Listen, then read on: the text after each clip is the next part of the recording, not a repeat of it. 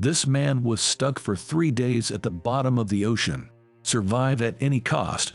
We have heard about how people survived for weeks in the desert, in the Amazon forests, and on uninhabited islands. Such stories show how hardy and resilient we can be. But among these numerous cases, there is one that is really able to impress you. This is a story about a guy who spent 3 days inside a sunken ship at the bottom of the Atlantic Ocean. He had no oxygen tanks, no electricity, no communications, no food, but he survived. So, everything happened in 2013 on a tugboat that was sailing along the Atlantic coast of Nigeria. That day, a small storm began early in the morning. The tugboat was pulling vessels with oil tanks, and suddenly a huge wave formed. She crashed into the ship and broke the cable. At 4:30 in the morning, the tug turned upside down. His entire deck was underwater, and the hull of the ship rose above the surface. The ship began to sink slowly. The crew of 12 people were trapped in locked rooms. They closed the doors of their cabins as a precaution, as there were many pirates in these waters and they could not get out of the locked rooms. But one of them, cook Harrison Okene, was in the bathroom at the time. The bathroom overturned and Harrison fell on the ceiling. All the clothes and shelves with toiletries fell on his head. He was stunned and did not understand what was happening. Hearing the screams of other crew members, he realized that the ship was sinking. Harrison struggled to his feet. Holding onto the walls, he slowly walked out of the cabin. The water level rose above his head. Harrison took a deep breath. Intuitively, driven by fear, he reached the engineering compartment. There was a small pocket with air. This space was not completely flooded, as the water did not get there, and the air did not come out.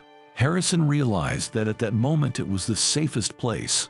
He had no fresh water, no food. He was in a cold, damp room. The floor was flooded and Harrison's feet began to freeze. There was almost no chance of survival. The man found a bottle of soda in the room and a life jacket with 2 flashlights attached to it. By this time, the ship had sunk to the bottom of the ocean to a depth of 30 meters. This is approximately the height of a 10-story building. Due to the pressure of the water, the hull of the ship shrank and made a grinding sound. Then Harrison heard a strange movement outside the door. It was sharks and other fish that were exploring the deck. At that moment, Harrison began to lose hope. Lack of food supplies and pressure were not the main problems. The air pocket was small, which means there was little oxygen. Every 24 hours, the average person consumes about 10 cubic meters of air. Harrison was supposed to last less than a day, but despite this, he lived in such conditions for about 60 hours.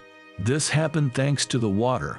The pressure around the ship was so strong that it compressed the air about 4 times, but the guy not only inhaled, but also exhaled. Harrison's room was filled from below with icy water. He would not have survived in such conditions if he had lain on the floor for several hours. But he managed to build a small platform out of a mattress, which allowed him to stay a little above the water level. With each passing hour, fear and despair more and more bound the mind of the survivor. He couldn't get out for many reasons. One of them was that little sunlight reaches such a depth and Harrison could not see it. The soda bottle was almost empty and the lights stopped working. The man found himself in pitch darkness, but his salvation was close. While rescuers searched for survivors, he thought about his family and life. Harrison noticed rays of light through a hole in the wreckage of the ship. Divers examined the seabed. It was the only chance to survive. Harrison emerged from the air pocket and swam to the rescuers. He was making his way through the darkness.